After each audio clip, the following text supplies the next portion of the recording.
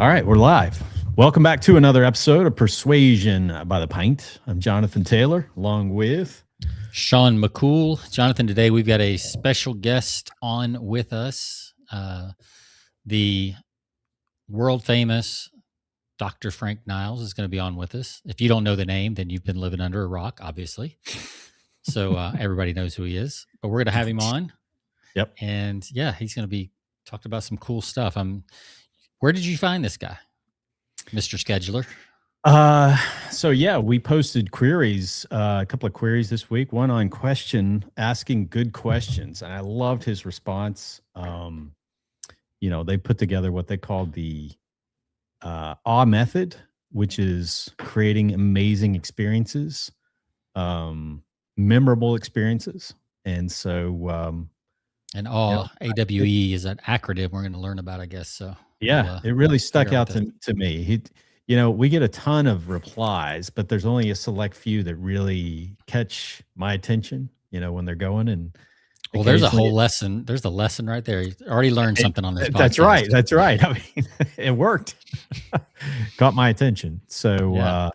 I'm really excited to have him on. Plus, reading his bio, he's quite a bit of I don't know if I'm sure he still is. He's a bit of a rock climber, which we'll have to ask him about that. He does some rock climbing. We've had some interesting characters on lately. Very Renaissance type people lately. So exactly. I'm excited to hear more about Frank and what he does. So why don't you fire up the old bio machine and see what it spits out, and we'll bring him on. Yeah, so he is the principal business psychologist at BSM Partners, a premier professional services and consulting firm. He works with clients to accelerate leader development and drive business transformation. Let's see. He is frequently quoted and featured in the media. And that includes CNN, Fast Company, NBC, USA Today, and many other outlets. He is the co-founder and former managing partner at Scholar Executive Group. Here's the thing I wanted to read. Of course, he holds a PhD from the University of Houston, so he's outclassed us already big time in terms of his education. Yeah. He's an accomplished rock climber. Over the past 30 years, he has ascended or pioneered over 1,500 extreme climbing routes throughout North America and around the world. He has appeared in a variety of climbing publications, including Climbing, Michael Reardon's Climb On, and as his busy schedule permits, he develops new routes. So kudos to him. I used to, I did some rock climbing in college. Seems like after I had a family, that kind of tapered off. But I always think about going back into it. Of course, I'd have to lose about 10 pounds to get back into that rock climbing shape. Yeah. You really have your fingertip. Yeah. You have to be sinewed. I mean, I can tell from looking at Frank, he's a perfect build for rock climbing for sure. Well, let's bring him on. See what he has to say about it. Welcome to the show, Frank. Let's pull him up first. It is. Oh my Lord. I love that. That's amazing. You didn't get that on the couch podcast, no, did you? I did not get that on the couch. And listening to the bio, it always blows me away how fancy it seems. And I'm the exact opposite of that. Yeah. And currently I'm a fractional leadership development person. So kind of stepped aside from the consulting firm and doing that now, but still climbing and all of that. It's interesting. You asked how we got connected. Mm-hmm. I hadn't been on any of those platforms in a very long time. So, these platforms throughout these queries, and then you pitch. But for your audience and for you all, that was my main avenue for becoming quite well known. So I've been on CNN and NBC and US News and World Report and all of these. And that was actually the pipeline to get me into those, to get me that kind of visibility. For the Huffington Post and it all kind of came through that help a reporter out kind of functionality. So pretty cool that we got connected. It's like circling back. Yeah. I'm glad you could work your way up from CNN and Fast Company and all of these to finally get on Persuasion by the Pint. So you've had practice for the real thing now. So that's right. Hey, it's all been leading up to this penultimate moment. That's right. That's how life works. It's all about the moment right now. So that's right. Everything has prepared you for this very moment. So that's right. Well, Frank, before we do our beverages real quick, give us a little tease of something that you might reveal to the audience. You know, almost everybody I talk to would love to, maybe not everybody, but a large percentage of people that I talk to would love to be on the TEDx stage, or at least in their workplaces have greater visibility through their public speaking. And, you know, public speaking tends to rank in the top 10 of greatest fears of people that they have. And even people that speak, you know, regularly, whether they're a leader, organization, or in the community, they're always looking for ways how to become better.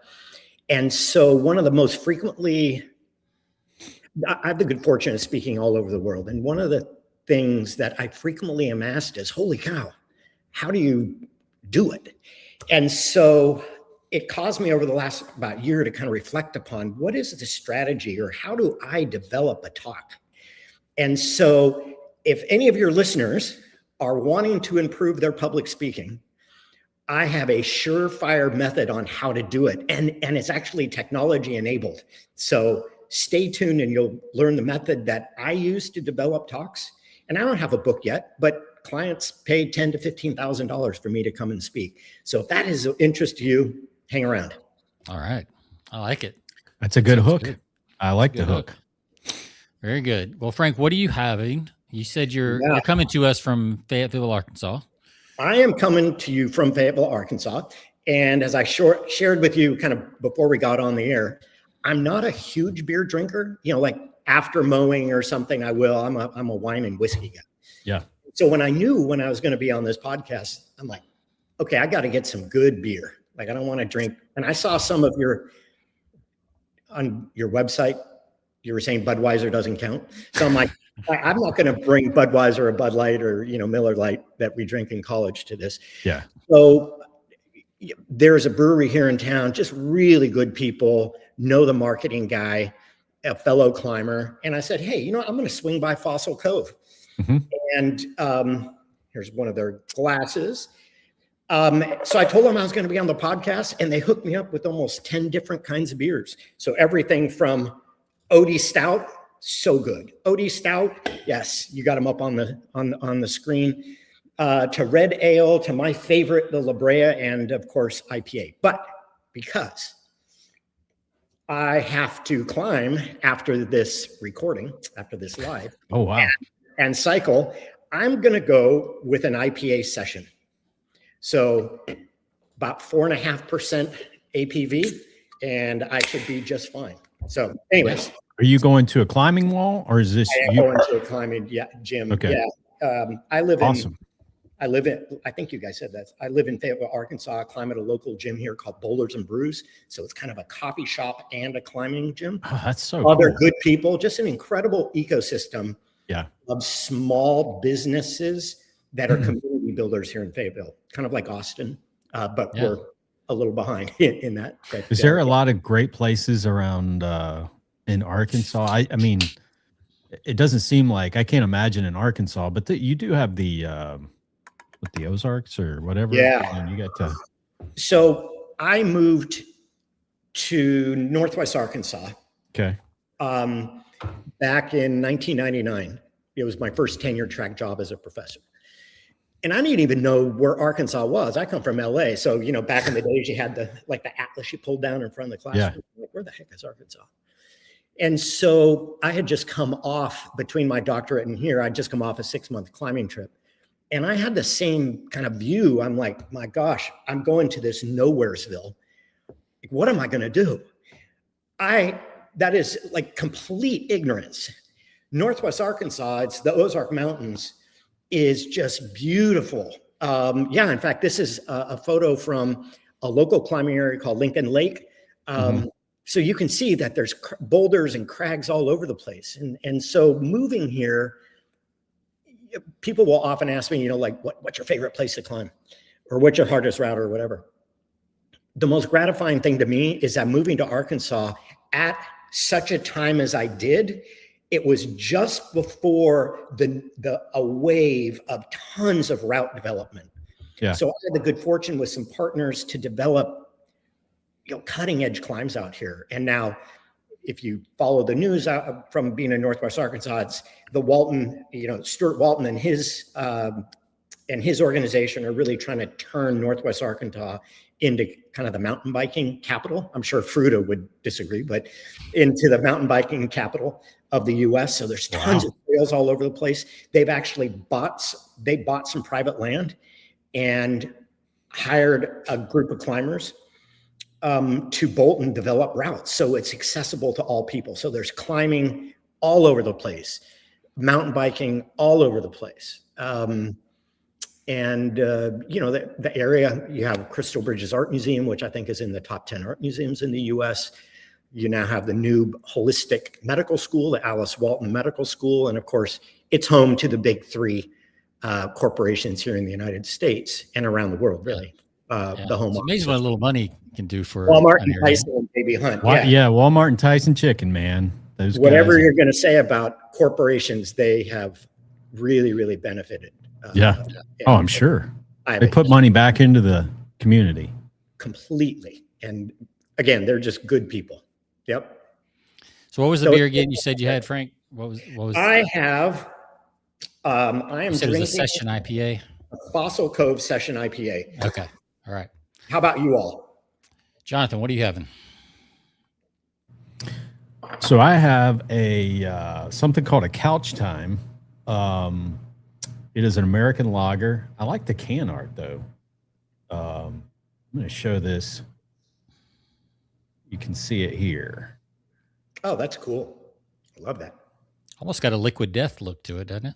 It does. That's why I picked it out. I was like, man, this is look. It even says Life Death Lager. Yeah. Hey, Liquid Death does it right. Yeah, they do. Market. They do. We've talked about those guys and how just how obnoxious in their marketing, but it goes. I mean, it's proven out well for them. It's like, man, I climb with a lot of young people, college age, and there's so many of them are just addicted to it. Yeah, I'd rather have that than being addicted to energy drinks. Yeah, Monster or something. This stuff. Well, I've found myself picking up, like, if I travel, I'll pick up a Liquid Death, not just because of their marketing, but like, I don't know if I like drinking water out of a plastic bottle anymore. Yep. So if I'm going to drink it, I just as soon drink it out of a, aluminum can. Yeah. Trying to avoid all those feel. microplastics. Yeah, exactly. Yeah. Especially now, those water bottles are so flimsy, it's ridiculous. Like how Oh, I know. And then they open up in your briefcase. Or, it's just a night, Yeah, it's crazy. All right. So this is real quick. It's an American style lager, 4.5%, nothing spectacular. But I did love the can art. So it's going to get some points just on that alone. Yeah. Very cool. Well, I have a Boddington Pub Ale. Love it. So this, I've actually never had it. And last week, Carlos was on the show with us, and this was his beer that that he usually goes to. He didn't have it on the show, but so I was like, I'm going to give that a try. So they also have the little, nitrogen thing. Oh, yeah, the nitro ball. Because that's what they have in Guinness, right? Yep. Yeah. Yeah. Cool. And it just, when I opened it, it spilled all over my desk, the phone. So not my keyboard, luckily, but just the desk. So it's a good wood desk. Now it smells like beer every time I sit down to write. So sure. It's fine. But yeah, so Boddington Pub Ale, basic ale. It's not dark like Guinness. It's it's just an ale. So I can't show it to you because we've got our chug mug going on here. Yeah. Love it. I was wondering if you guys were just drinking coffee or something. I'm like, no. Here. These are these mugs we got from a company called Chug. Oh, I love it. They're wood and rope. I love that. And then they got a stainless steel interior in them. So pretty cool. That's awesome. All right. Well, let's cheers to a great episode. Cheers. Yep. Cheers to all. Cheers.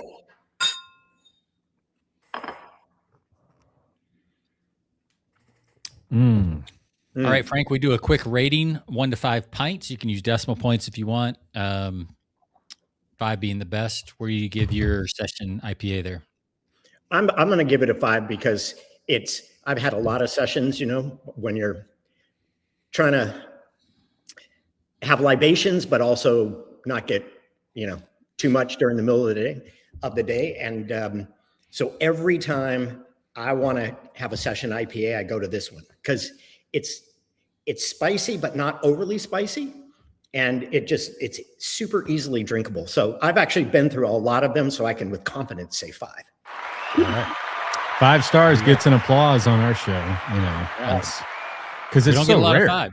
Yeah. We don't get a lot of 5, so that's good. Jonathan, what do you give yours? Man, this is I'm going to give this one a solid 4.3 for an American lager. It's a little light, but it's very refreshing. Great drink for the summertime, which, we haven't really seen a whole lot of summer lately. It's been, we've had an extended spring, so it's been like nice and cool. And where are you? Where are you? I'm in Tennessee. I'm in just south of Knoxville. Yeah. Gotcha. So, cool. But yeah, man, it's been amazing. I know Sean's had some.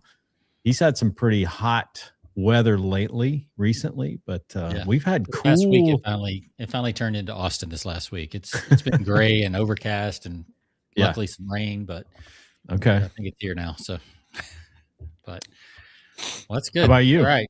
I'm going to give mine. I'm going to give it a 4. It's just a solid ale. Like, I don't think there's anything special about it.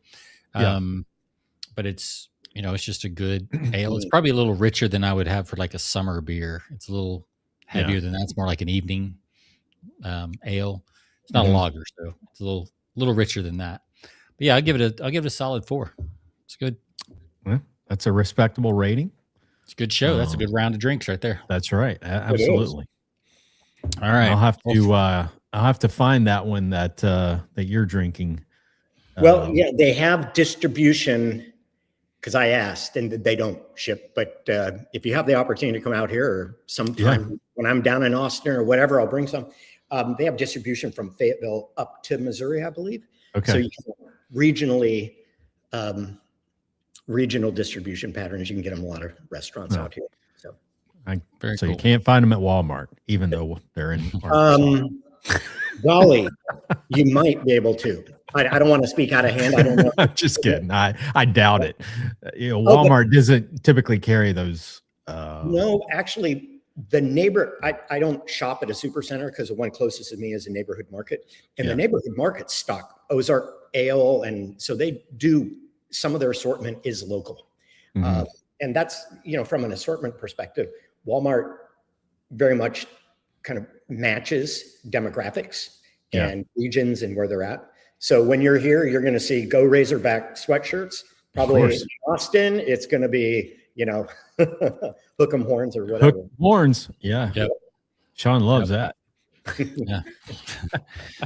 So, well, Frank, let's hear a little bit quick background on how because you've worked at Walmart, kind of how you ended up with and how you stumbled into. Give us a little background on how you ended up discovering the whole AWE system, and then we'll talk about it. Yeah. And in fact, I have to take us even back further than Walmart. So when I was it's amazing. One of the things I love to still talk to college students. And I said, it's amazing what you can accomplish when you have no idea what it's going to take. And, you're kind of looking back and I'm like, wow, all of these experiences have kind of it's kind of like going on CNN and then coming on your show. It's all set me up for this kind of success, Yeah. Yep. Absolutely. And so when people ask about, kind of public speaking, how I got there, I'm like, okay, so I reflected. So in undergraduate, went to University of California, Riverside. Undergraduate, I did stand-up comedy. And nice. You're doing stand-up comedy, you don't have a script, it's a high pressure environment. And then when I went to graduate school, got involved with the church down there in Houston and was a volunteer youth worker. Well, you're having to develop talks, for Wednesday and Sunday, and you're doing that year round. So I think that. Third is then I become a professor, and I'd already had all that kind of experience speaking, but I'd never had any formal training or anything like that, because in grad school, it's kind of horrifying to think about. You get your doctorate, you come out, you hopefully get a teaching job, but you've never taught, or barely have ever taught, maybe as a TA, because the way you get your PhD is not by teaching, but by doing research. But I've always kind of liked teaching. And so to fast forward, I knew I had a message that would resonate with audiences bigger than college, outside of college students, not bigger, outside of college students. But the only thing I ever wrote was like articles and parts of books that like 4 people in the world would read. And so I reached out to the editor at Huffington Post just through a series of connections, and they invited me to come on and start, writing for the Huffington Post. Had a really great opportunity to launch the first kind of like wellness app. It was really web-based. It wasn't an app. Yeah. With Arianna Huffington and other kind of whatever gurus, and started getting invitations to speak. So I was still a professor and got invited to give a keynote speech at Walmart. And so a bunch of executives are in the audience. I don't even know what Walmart is. When you're here in Northwest Arkansas and you're like literally in an ivory tower. My office was in a cathedral of, granite or whatever, limestone. I decided it was like a hometown, hometown employer. I had no idea that Fortune 2.1 million associates this year, $1 trillion in valuation. I'm like, oh, okay. I didn't know any of that. So I go give this keynote speech. A lot of leaders were in the audience. I guess I did a reasonably good job. I was recruited. I came on about 6 months later and ran a number of talent initiatives across the globe. So just constantly honing your craft.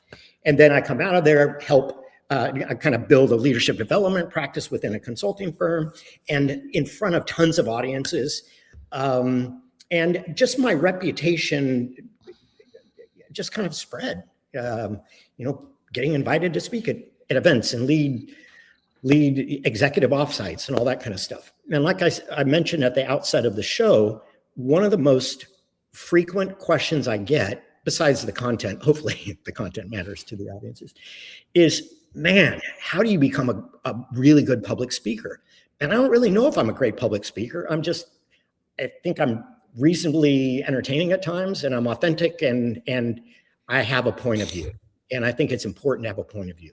Mm-hmm. Nobody wants to just hear motivational babble. That's just boring. And so it forced me, as I said, I was out in Silicon Valley giving a talk, and it was about a year ago. This is like the final catalyst in this. Woman came up to me afterwards and said, man, I want to be able to speak like that. So it really caused me to reflect. And I'm like, how do I design talks? I mean, there's a lot of delivery vendors out there, but there's not many that talk about how to design a talk. And it dawned on me, every single talk that I design, whether it's rolling out Workday in a corporate setting, yes, I was responsible for that, or doing a keynote speech, every talk that I design is designed in such a way as to elicit wonder in the minds of the audience, meaning causes the audience to think about the world in a completely new way and in an expansive way. Because we know from neuroscience that our brains are prediction machines, right? You know it. I mean, we do the same thing. We gravitate toward the same things on a menu, and we see the world, but not, I don't know if you want to nerd out on this, but we start developing these schemas, these schematic representations. Those are shortcuts for making decisions. Because just imagine if to make a decision on what we're going to drink, you had to do like a strategic plan for it every time. You'd be exhausted. Yeah, and right. So schemas serve us really well, right? Coffee on in the morning, we don't even think about it. But you give a talk that relies upon schema, and I'm going to be a little controversial here. every time I hear the phrase psychological safety or emotional intelligence, all of those things are super important conceptually, but a little piece of me dies because in far too many communicators just kind of give a nod to it without really explaining explicitly what one is, what each of those are, for an example. And I give talks on both of those topics, but I always try to do so in a way that is fresh and innovative and challenges people's assumptions. And so that's what kind of started the genesis of going, hey, what are the actual steps? And I'm not going to go through it I don't think on this podcast, but there's actually 9 steps to the A.W.E method. But A stands for attention. Attention causes us to stop. Our brains are like monkey machines, right? We're going. And so grabbing an audience attention early on causes them to stop and go, hey, I want to listen. And then W stands for wonder. And that's injecting that awe element. And I'll give you an example of when I've experienced awe in the past. It's that moment where you go, wow, my brain is blown. The world as I thought it operated doesn't operate that way. I don't know if you all have been to the Grand Canyon, but the first time you see the Grand Canyon, you know what happens. You're like, almost get a little sick because when you're standing on, what is it, the South Rim, and you're looking down and around, you're like, oh my gosh, I am little bitty. And this is a much larger world. And so one of the interesting things about if we can elicit awe through our communication, we know that what the research shows, it actually leads to pro-social behavior because it forces us to take our attention off ourselves and onto other people. And so I'll give you a quintessential awe experience from my own life. I was supporting Walmart China, Shenzhen, and the very first trip I went there, I had a colleague who was in corporate affairs and he managed or led food safety in China. Okay. He's from Arkansas, University of Arkansas grad, tall, white guy, bald head. You get the picture. Super smart. Yeah. Former State Department and fluent in Mandarin, but I'd never heard him speak Mandarin. So when I transit through Hong Kong and he meets me there just to try to ease all of the stress of going into mainland China, we get over the border and so we go to a restaurant. And he orders food from this Chinese restaurant in flawless Mandarin.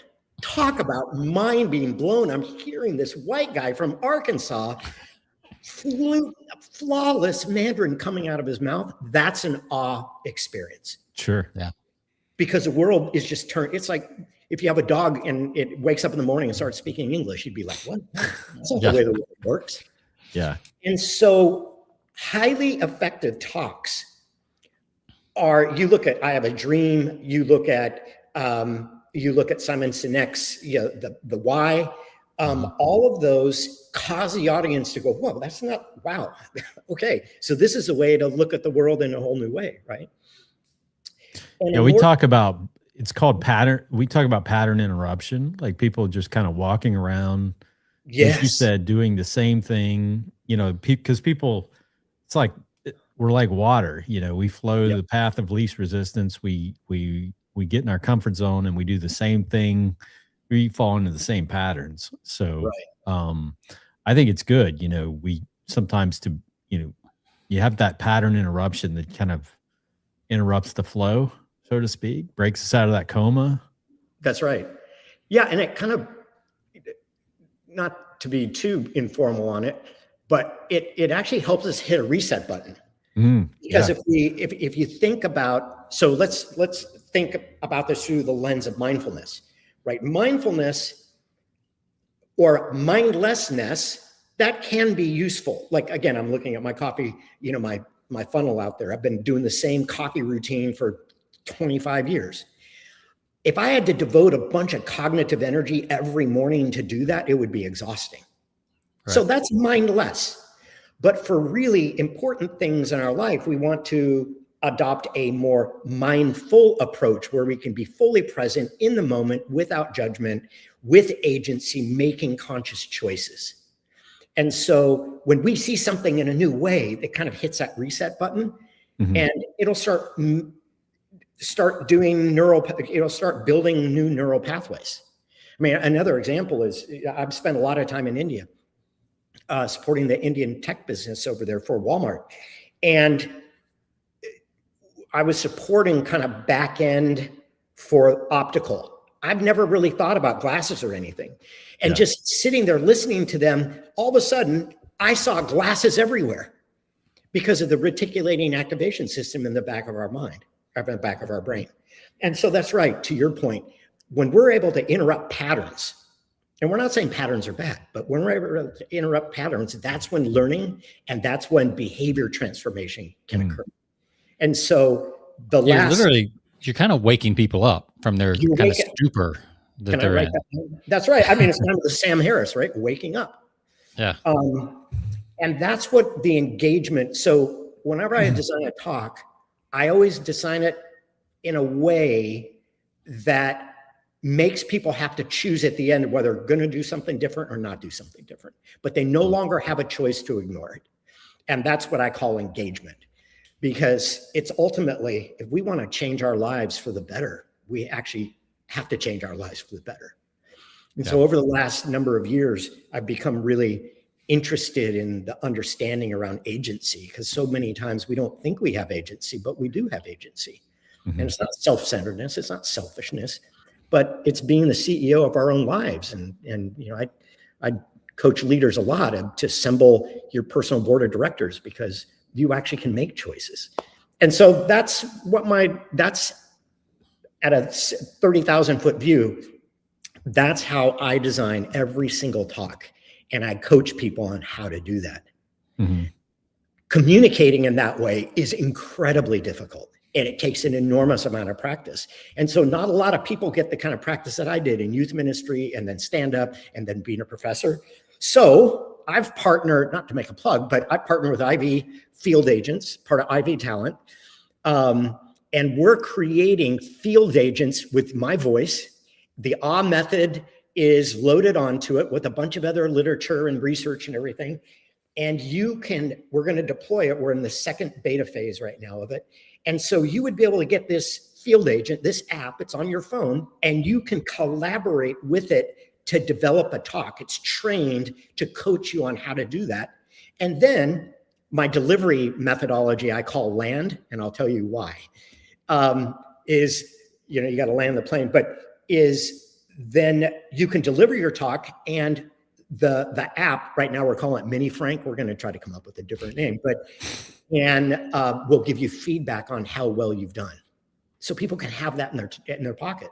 So when you're called upon to give a toast, you know, at your best man's wedding, you can go, how do I give this toast? Yeah, that's cool. Wow. That is cool. That's very cool. So it's very helpful. So you said AWE stands for attention, wonder, and engagement. Yep. Can you give us like one or two examples, or maybe not even examples, but like, how do you start looking for attention? Like what, from a I want to get like how the sausage is made a little bit, and be like, how do you actually know what to look for? Yeah. To get attention. So now we will go deep. Now I'll kind of start going through some of the kind of examples, from a really pedantic, maybe boring corporate one to a more like maybe motivational or keynote-y kind of thing. So the first thing is you've got to, first off, oftentimes people will be you'll be like, hey, Sean, we've got this men's group, this small business group. I want you to come and speak to them.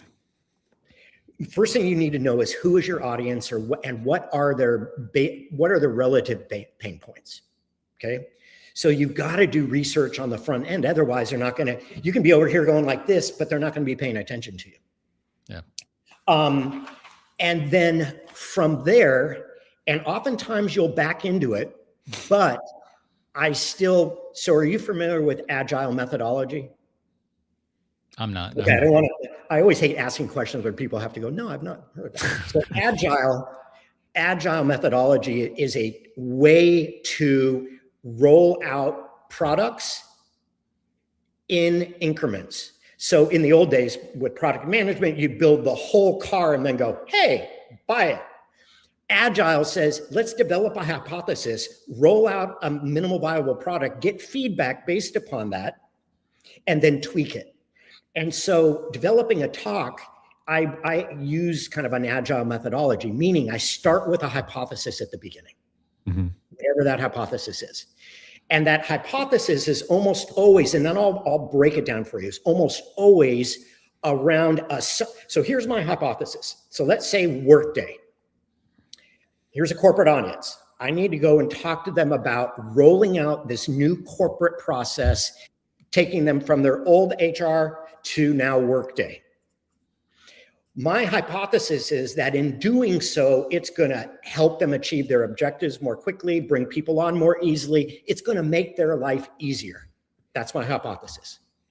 The third step, though, is what are some assumptions that your audience has that are going to make them resistant to that message? Yeah. So you think about it as a corporate guys, you're like, oh my gosh, it's another freaking HR nightmare. Another process, it's going to give me pain. Yeah.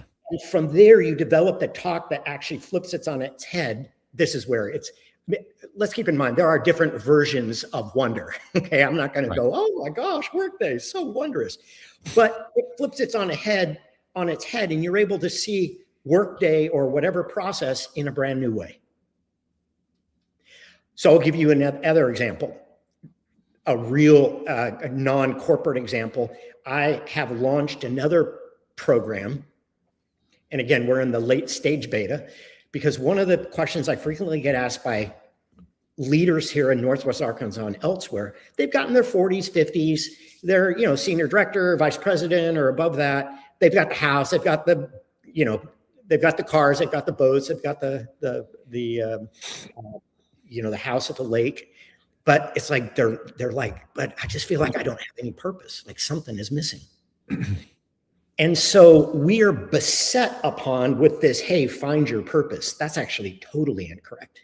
We don't find purpose. We create purpose. We choose purpose based upon what life in that moment is asking of us, largely based upon logotherapy, Viktor Frankl, Man's Search for Meaning. And so when I'm thinking about it, hey, we're going to develop this workshop. There's a lot of people that are going to come in a lot of despair because they're like, or feel like they're rudderless. Mm-hmm. My hypothesis is every single one of us can live a life of purpose, whether it's in a concentration camp like Viktor Frankl, whether it's in the face of a diagnosis, whether it's in a job that is way below your level, or whether you've been displaced, and everywhere in between. You can choose to live a purposeful life because why? We all have agency. So the hypothesis and the awe is we don't choose purpose. We don't find purpose. We create purpose. And that's a whole new way of thinking about it for other people.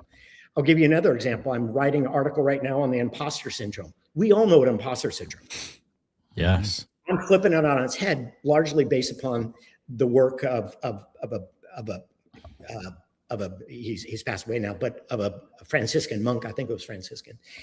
And the imposter, and it was really meaningful to me, the imposter, we know what the imposter syndrome is. Hey, fake it till you make it. I don't feel like I'm adequate, but there's actually a flip side of that. Whereas we bring into our adult life all of our inadequacies and pain and woundedness from being a kid. And in order to run away with that, we create a persona that sits on our shoulder. And so we go into the corporate world, or we go into anywhere, and you're scanning the environment going, who do I need to be in order to be successful? And that becomes what is called the imposter. It's not you. And so now all of a sudden I'm interacting with not your authentic self, but your imposter self, your false self. You don't know who you are. And so this article, the hook is, I'm tentatively titling it, the other imposter syndrome nobody ever talks about. Again, that's what brings people in. Right. So that's the attention to, hey, what's this other thing? I've heard of the imposter syndrome, but I haven't heard of the other. And you're like, I want to learn more about that. Yeah. Yeah, that makes sense. Yeah. I hear that more and more in the corporate world. Yep. It seems like in the last 5 years, I've seen more and more articles on imposter syndrome.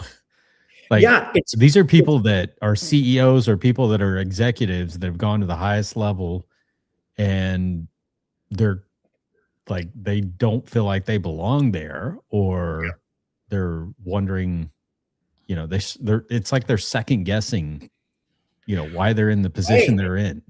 And so a more healthy way to approach that, that's right. So from that imposter syndrome, and I see this all the time, is particularly with those that are climbing the ladder, is they gravitate to the other imposter syndrome. They start acting the role, but they're really, like C.S. Lewis talked about, men without chest. They really don't have a core.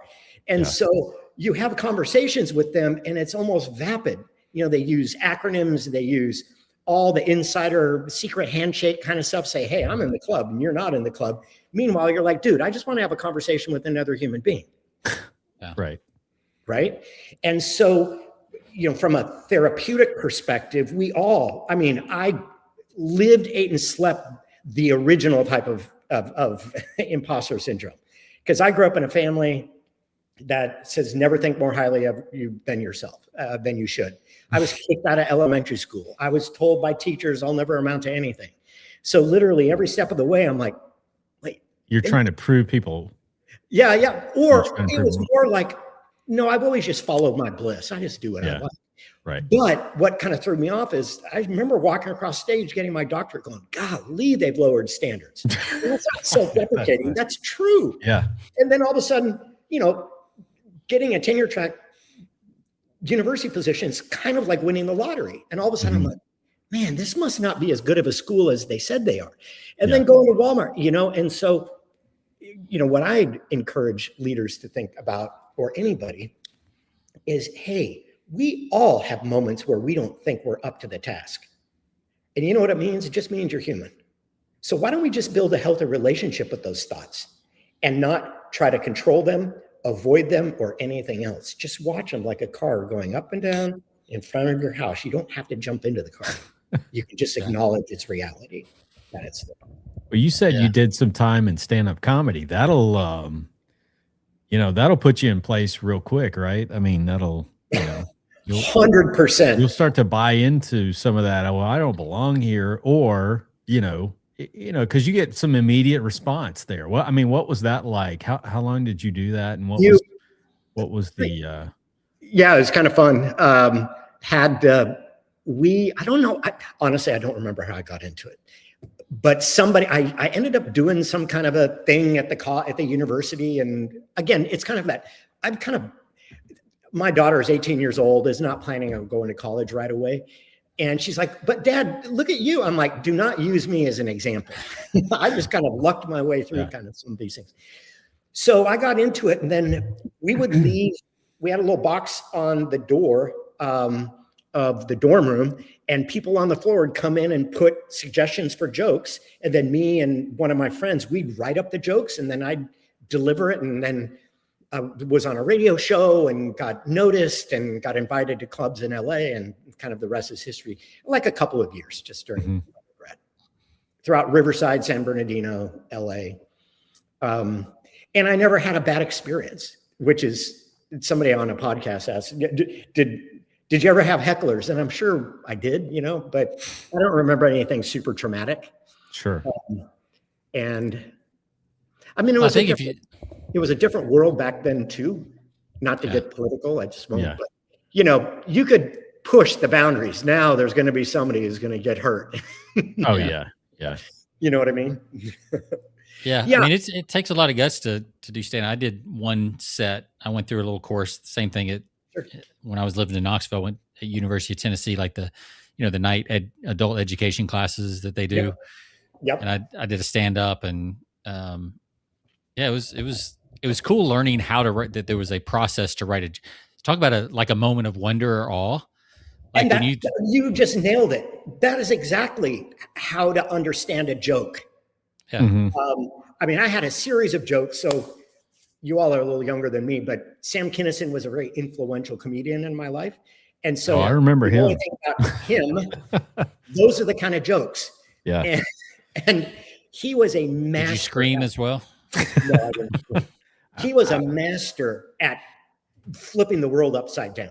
Yes. You know, his most iconic joke about, world hunger. You're like, I did not see where that's coming. Oh, man. Yeah. Or you even think about from a cinema perspective, Pulp Fiction. That was a mind-bending and genre change that changed cinema, because you're like, every single scene, you're like, this is even more insane than the last one. Yeah. Yeah. And so I think, obviously, we don't develop keynotes on those kinds of subjects, but it's that same kind of thing. Great example. One of my former professional relationships, now a friend, her name's Wai-Fung Thompson, and she's the chief human resource officer for ITG Brands, which makes like Winston and Backwoods. Mm-hmm. And so I invited her to come out. I sit on a board, a women's empowerment board, nonprofit board, and we had our big a big conference. And the reason I'm telling this story is I don't use notes. I don't use anything. She read from her thing, and it was an awe experience. So here's this woman that's incredibly successful. She comes from China, was beaten as a kid because she was considered dumb, goes to the UK, gets accepted to Cambridge, almost gets kicked out of Cambridge, gets arrested on a ski slope, is banished from Belgium, and she just keeps building up all of these layers, and the audience is just like at 8 o'clock in the morning going, holy crap. Wow. And you said she was reading this whole thing? She read the whole thing. It was, yeah. And it was a good story. It was an amazing story. So for your listeners or your audience, make it workable for you. Mm-hmm. If you need to use some notes, that's okay. But she practiced a lot. And the reason why she, this is even a more compelling story. The reason why she was seen as slow is she ended up in her 20s finding out she had dyslexia. And so that to me is an awe experience. Here's somebody that we would consider neurodiverse going on to become, the head of a Fortune 150 company. From an HR perspective. So if we have our eyes open, we can see wonder and awe everywhere. Mm-hmm. And I think developing a talk like this is simple, but it is not easy, because it means you've got to be curious. It means we have to show up to life recognizing we don't have all the answers and that all of us get to learn stuff. I just turned 60 and I have a PhD. And I'm recognizing my fields, and I'm increasingly going, boy, I barely know anything. And it's not self-deprecation. It's just like, dude, the world's a big place, Yeah, the more you look, the more you see, and the more you realize you don't see much. I learn so much from Gen Zers all the time. I'm just in awe of their resilience and their creativity and, all of that. It's just like, wow. It takes some vulnerability to. And I think that too. Yeah. Yep. Yeah, you've got to allow yourself to be vulnerable. I think this day and age for people, I hate to use the term authentic because it's so, it's so, I feel like the problem it's overused. Any word these days, all words just get overused these days. Overused, yeah. So and fast. I love that. No, sorry. But but I feel like the more open and vulnerable you make yourself, the more interesting. I think that's what people want. It's just real. They want realness. I mean, they want like the grime, the grit. Yeah. They don't want the polished, I don't think, They want to, I mean, honestly, people want to know that it sucked for you going through what you went through to get to where you went. That's what they want to know. Yeah. Totally. They don't want to know it was easy. No. Yeah. And I think, I think, I probably say that too much, but I want to be careful of not being assertive, but you're exactly correct. One of the other things, and I think having my educational background, and my very first career, I was a Los Angeles County paramedic, kind of having that experience, I think has made me quite empathetic and understanding kind of the, if I can call it the human condition. So I just kind of understand how humans work. Yeah. I should, it's my job. And so as I'm thinking about developing a talk, I always am going to try to put myself in the shoes of the audience. What do they want to leave? What do they want to experience today? And what do they want to leave with? And what can I do to help improve their life? So whether it's, I mean, I've given talks to 50 and 5,000. Regardless of the audience size, from a delivery perspective, you're still having a conversation. You're not teaching them. You're sharing a moment of, you're engaged in a moment of a shared experience. And I think that goes, Jonathan, to your point around authenticity. I have certainly received that feedback. It's, this is what you see is what you get.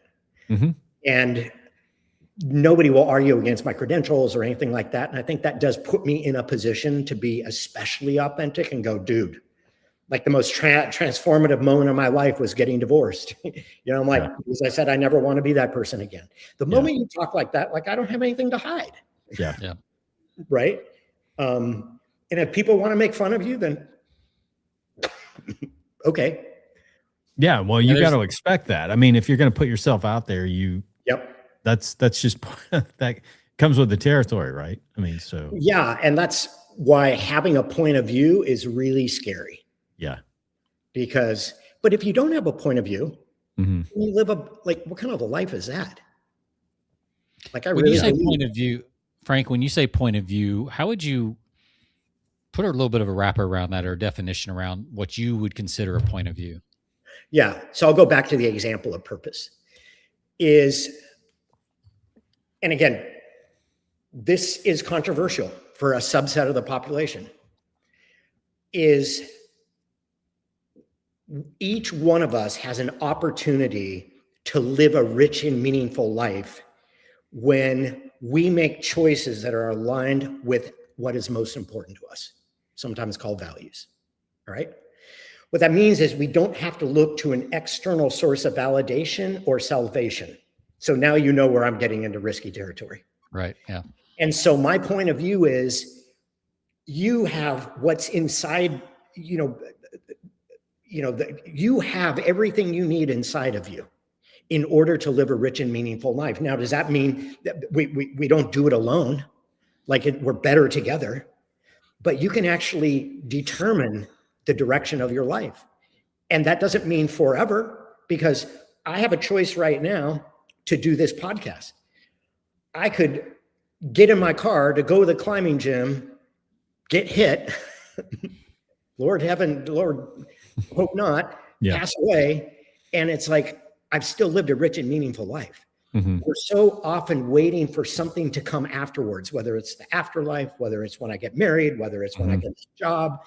And so I'm really on a mission at this stage of my life to help people recognize that wherever you find yourself, you can truly live rich and meaningful life. Why? By keeping your eyes open and going, I'm at this place in my life. What is life around me asking of me that nobody else can do?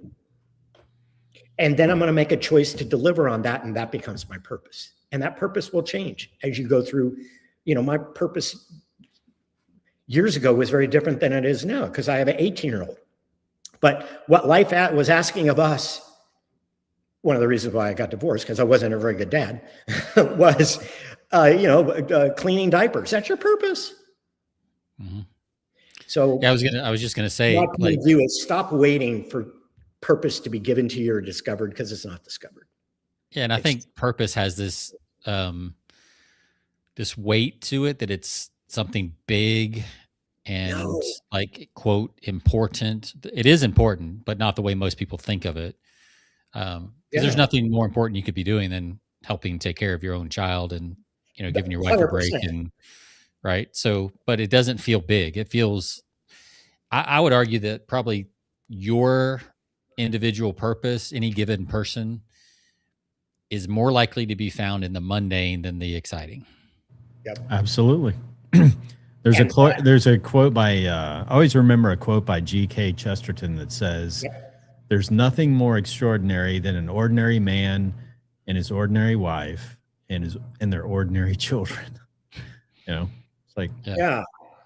And that's where I, go back to that imposter syndrome so I talk about the difference between striving and seeking. I think most people can kind of resonate pretty quickly with it. Striving behaviors, climb ladder, work all the time. Seeking is about gaining understanding, being more centered, learning, curiosity. And so for much of my academic career, I think it was safe to say I was a striver. And so back to your point, Jonathan, and the Chesterton quote, I love it, is that I believed that I needed to be neglectful to some extent to the family. I mean, I don't want to paint myself as a complete ogre. I wasn't. But, neglectful in some ways, not being fully present because I was chasing academic glory. And it was interesting because when as we were separating, going our separate ways, going to, because we know that the way that you divorce affects the way that you co-parent. So we want to do it right. So we're going to the therapist and I'm recounting, all of this. And I'm like talking about my behaviors and of writing and climbing. And, I was sponsored by brands and everything. So I was just boom, boom, boom, boom. And my therapist, I still remember he paused. He goes, let me push back on this for a moment. Because I thought I had to be like a total striver, neglectful in order to be successful. And this is his language. So hopefully it's okay on your podcast. But this is my therapist. He goes, Frank, let me push back on a moment. The reason why you're successful is not because you're an asshole. It's because you're smart and you work hard. That was an epiphany moment for me. And all of a sudden, wait, I don't have to be chasing that gigantic purpose to have a rich and full life. And it completely changed my life. And I gave you a little wonder moment right there for you. It was a wonder moment. Yeah, it was an awe, like, oh, I had never, and it's embarrassing. I do this for a living. I coach leaders around unproductive thinking and behavior patterns. We all need our doctors, right? Yeah. And so, absolutely. I look back on that experience and that has deeply affected me in very positive ways on how to be a leader. And it brings in that authenticity. I'm perfectly okay talking about it. Because nobody's going to judge, right? Yeah, and the people that do, they've got their own issues they need to work on. That's exactly correct. Yeah. Right. Yep. Yeah. Majority of the audience is going to be like, "Oh, finally, somebody's telling the truth." It's like exactly. It sucks. Right. Yeah.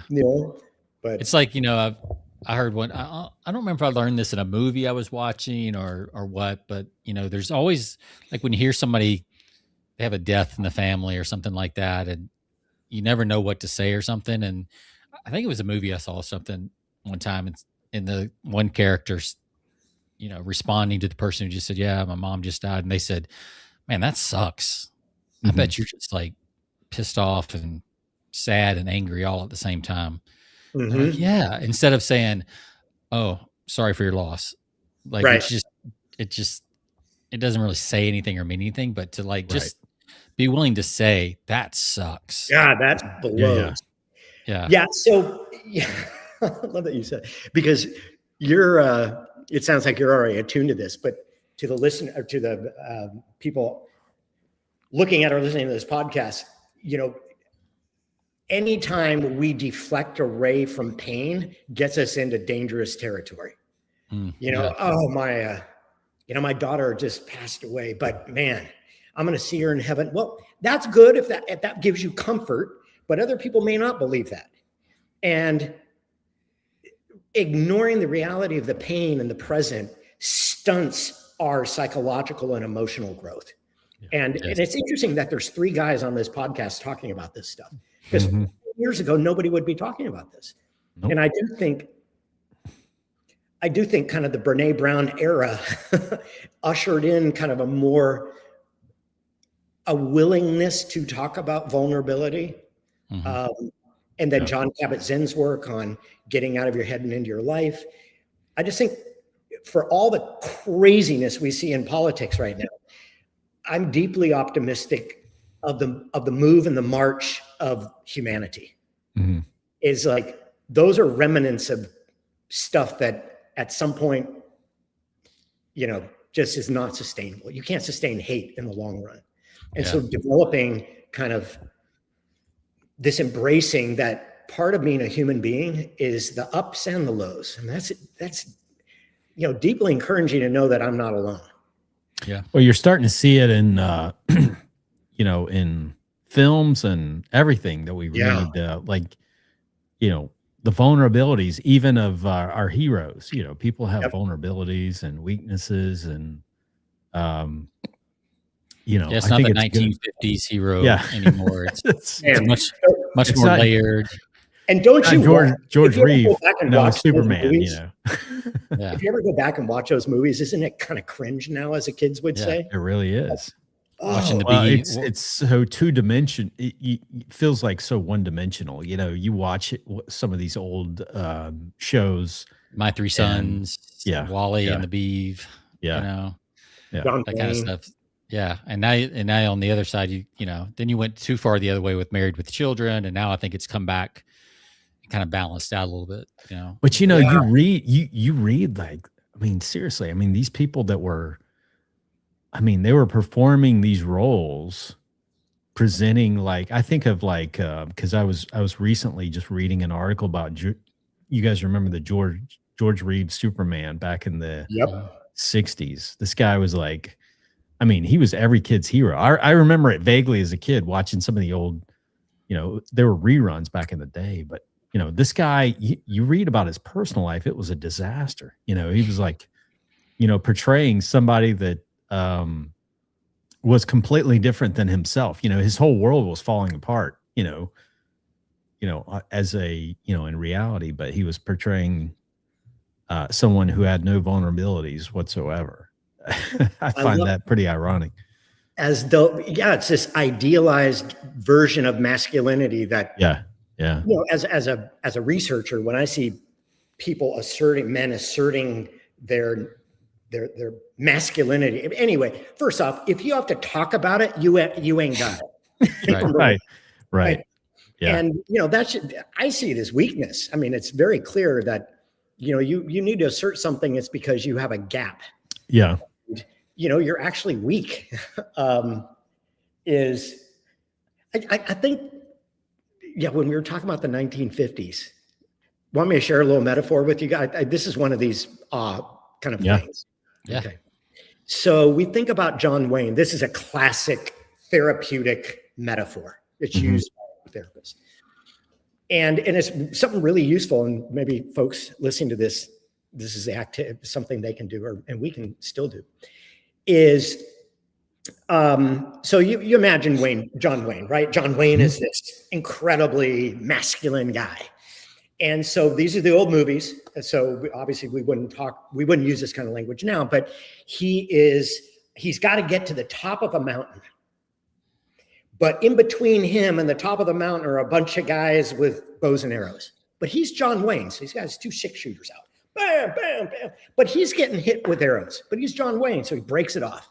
Boom, boom, boom. Gets to the top after a hard fought battle, reloads. He's been hit 10 or 12 times, so he's broken them off. But he's John Wayne. He don't die. So he comes down off the mountain. They all kind of heal up. He sidles into the bar, puts it, with the door coming open, sits down and goes, "Oh, geez, God, that hurt." We all take through our lives wounds that are not fatal, but they impact us in a variety of ways. And we get in a situation and somebody pokes that wound, we respond. And so historically, or I said traditionally, men just, really anybody, but we're all guys on here, just kind of suck it up. But we know that suck it up actually leads to really negative behavioral outcomes later in life. Yeah. So if we can't process that woundedness, then all of a sudden we're going to, somebody is going to come along and poke a wound. Yeah. I poke my partner's wound all the time, and we have conversations about it.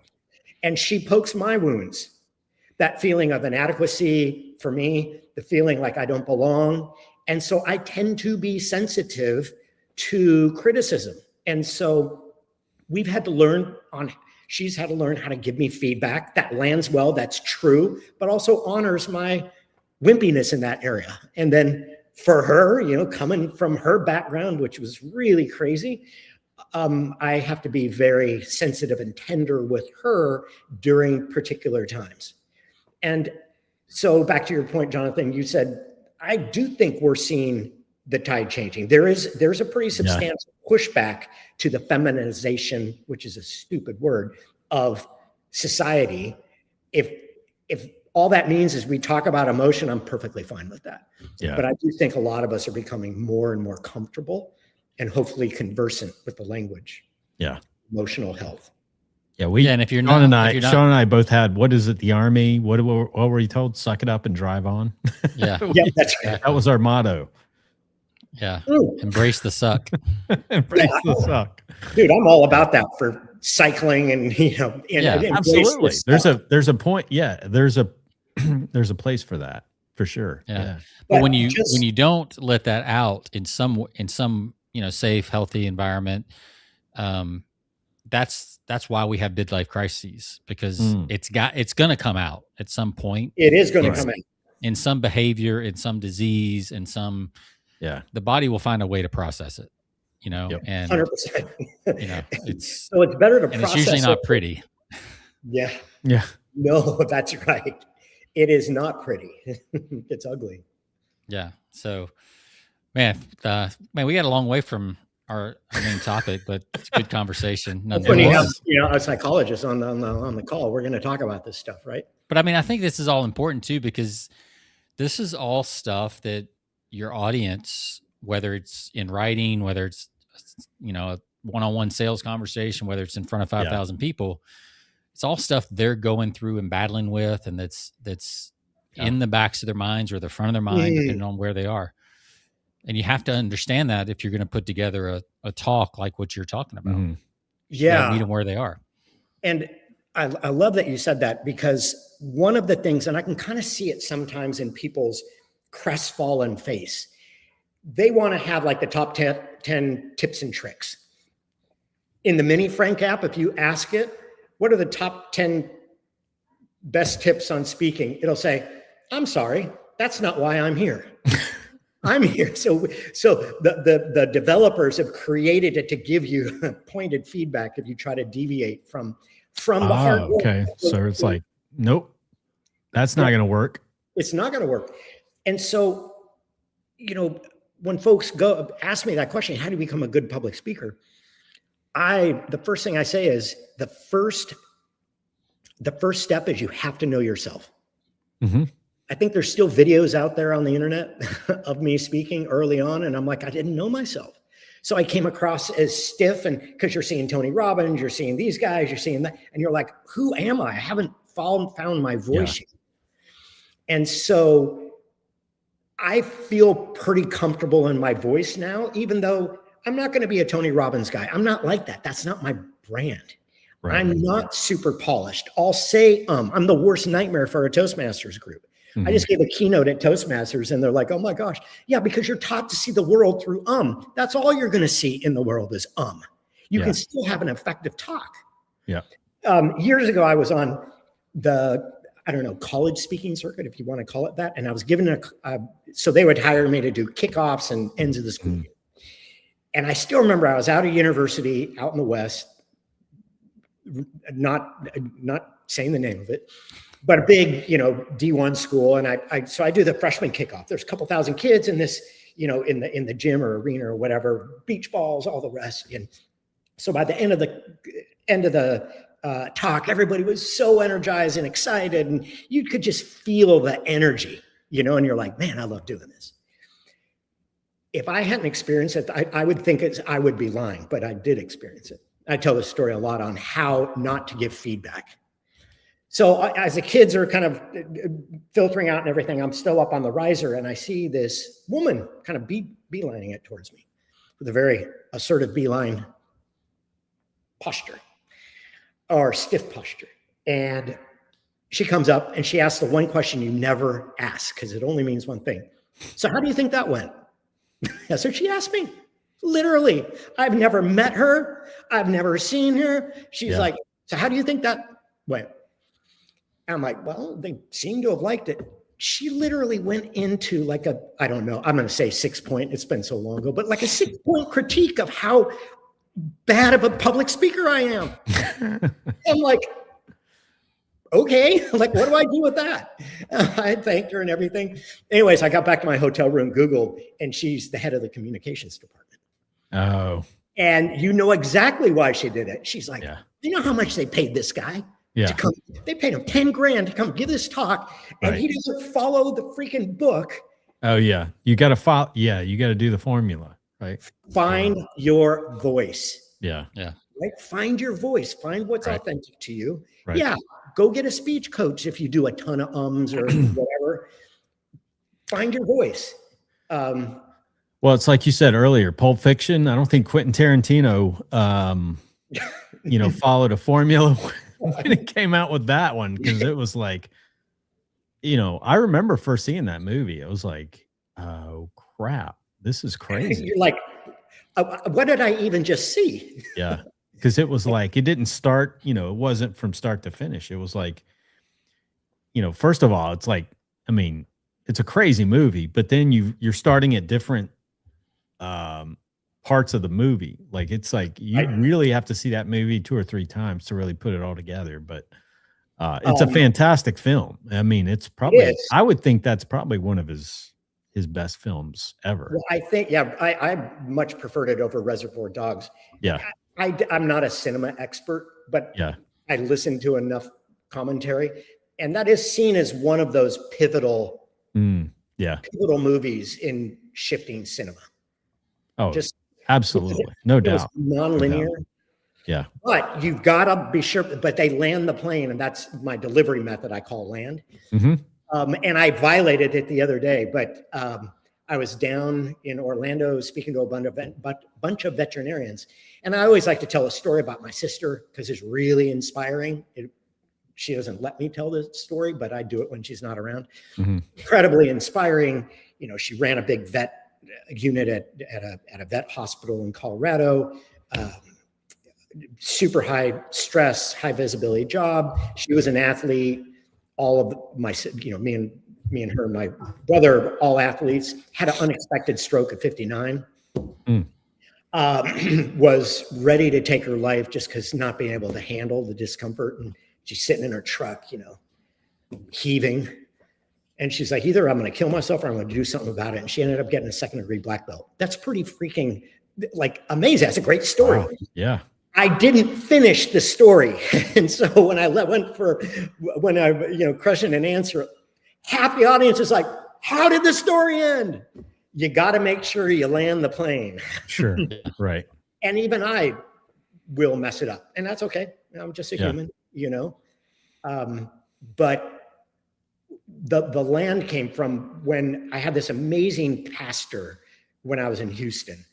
And he's one of these guys that will put you in really uncomfortable situations, but not let you flame out, if that makes sense. So one weekend we were taking all the kids up to, what's that little teeny river outside of Austin? It's the shortest river in Austin. Como River. I can't remember. I don't know. So we were taking the kids up there, for a weekend retreat, had a really cool house and everything. And he's like, so do you want to do like the devotional at night? And I'm like, awesome. Yeah, sure. I'll do that. Where does my brain go? Everything's got to be perfect. Everything's referenced. It's like a little mini sermon and everything. Yeah. So the kids are out on the river all day long, playing in the heat, doing all the crazy stuff. They come back, have a big meal, and then they have to sit down, and I launch into this like little mini sermon. Little dissertation. Exactly. Literally a high school girl in the front row fell out of her seat asleep.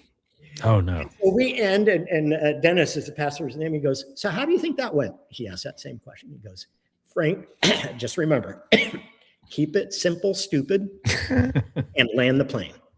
And so once you develop the talk using the A.W.E method, then the way to deliver it is how can I continually simplify the message, getting rid of all of the excess words, the excess stories.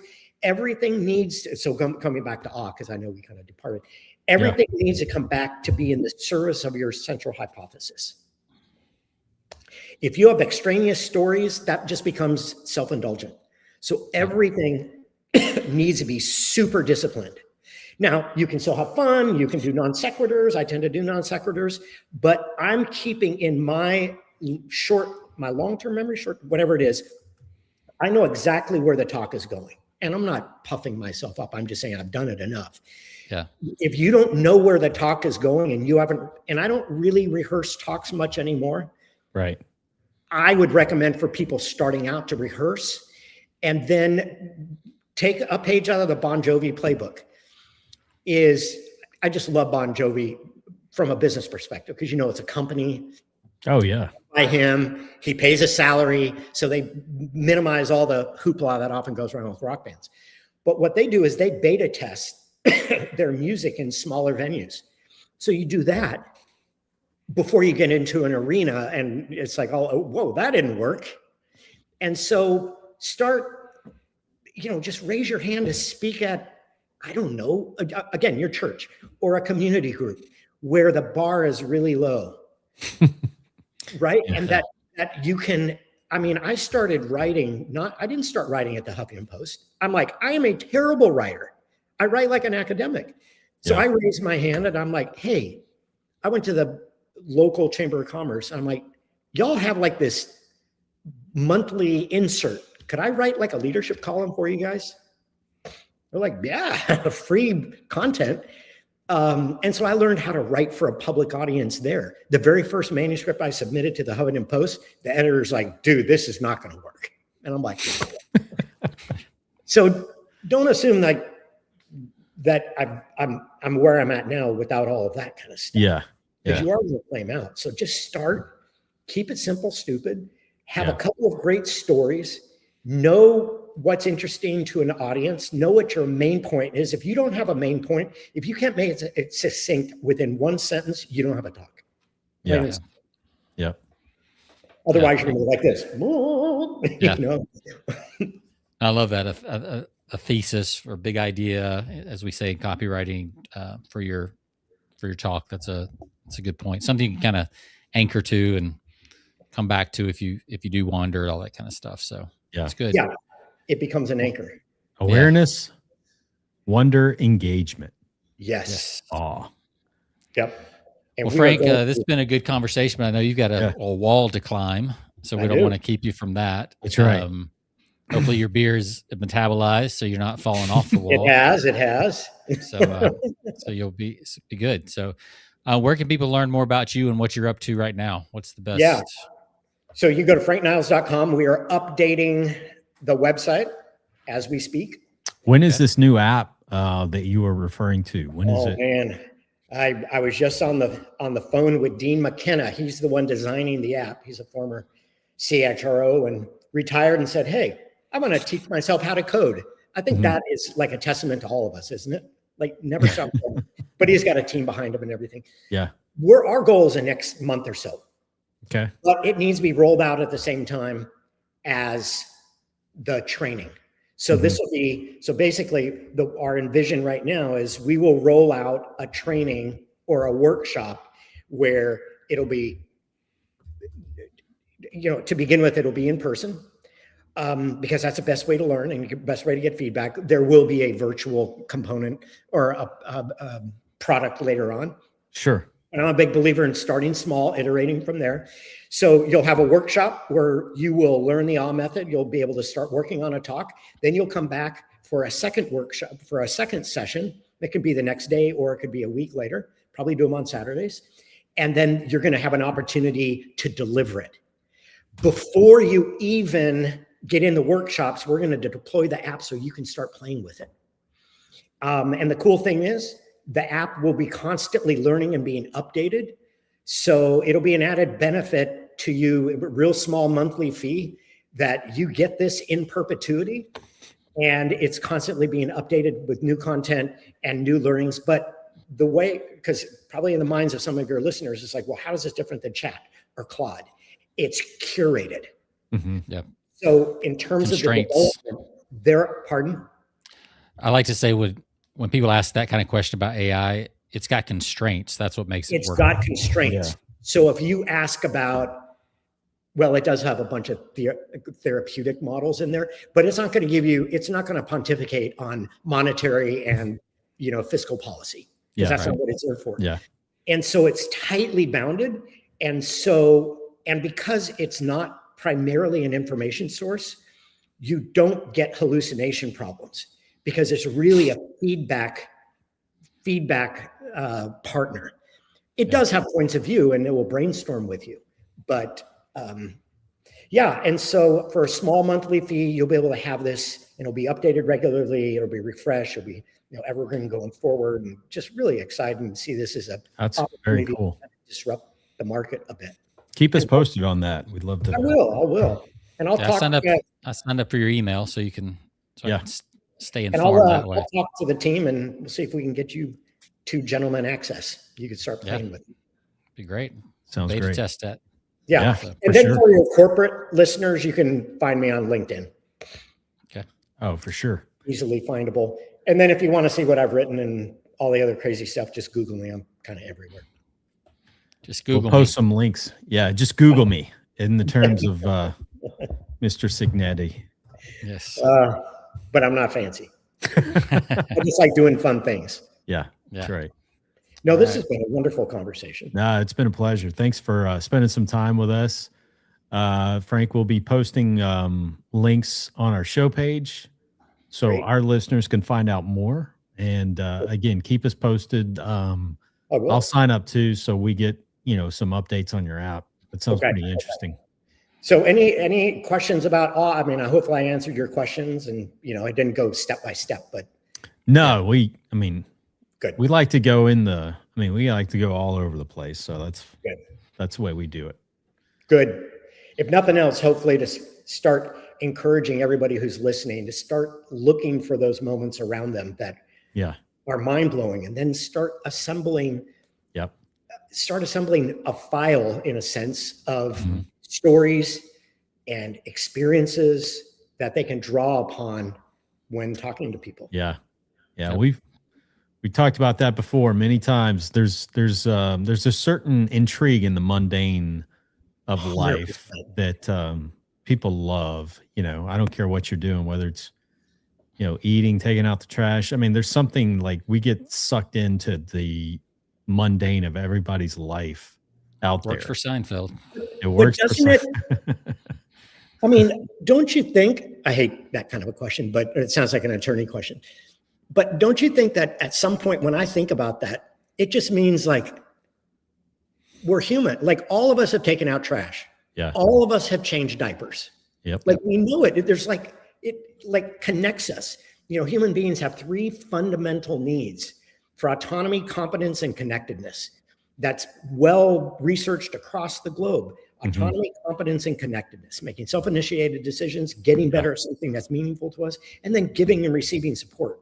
I think that mundane kind of stuff goes, man, yeah, for sure. We're all on this team together. Yeah, absolutely. We all do those things, but none of us want to admit it. That's right. We want to strive for something great, but yet it's funny that people are interested in the mundane. Yeah, I think that's the world we all live in. So it's funny because I grew up in Southern California, and the neighborhood I grew up in had a lot of celebrities. And so you would see like Michael Landon, you'd see other people like them walking just like every other normal human being down the sidewalk. You're like, they put their shoes on the same way. Absolutely. Yeah, they don't levitate. I thought they levitated. No, they do not. So, Frank, thanks so much, man. It's been a pleasure. We're going to put you in the green room. Sean and I are going to close out this show, and hang tight if you would for about 30 seconds or so, and we'll chat with you on the back end. Okay, that'd be great. Definitely. All right. Good stuff. Yeah. Awe. Awareness, wonder, No, engagement. tension, wonder, engagement. That's You said not what I awareness. got. I said awareness, wonder, engagement. It's attention? Okay. I wrote it down. Well, then I'm totally off. Yeah, your note taker is off. You need to get one of them fancy AI note takers. Awareness, attention. You could, I don't know. Yeah, we can. Yeah, whatever. We'll use two A's like aardvark. I think of the, you remember Glengarry, Glenn Ross? Attention. What is it? Always be closing.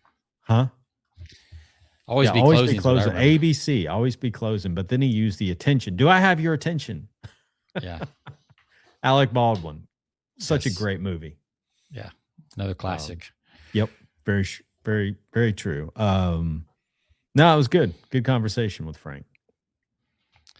All right. You can check us out. As always, this is episode 433, persuasionbythepint.com. Find us on all your favorite platforms. And we'll see you next week. I think we have, actually, I'm going to be out of town next week. So we're going to take next week off, Sean. All right. For Memorial Day weekend. And is that next we'll week? Back. It is. It's hard to believe. It just hit me, as I'm thinking ahead, because I'm thinking what's on the agenda next week. But I'll be out of town. So all right. Well, we'll see you all in 2 weeks. Yeah. Doing a little camping, doing a little swimming, a little camping. You'll be doing some swimming, I'm sure. Yes, for sure. So laying by the pool. All right. We'll see you guys next time. Thanks for watching. And we'll see you on the next episode. See ya.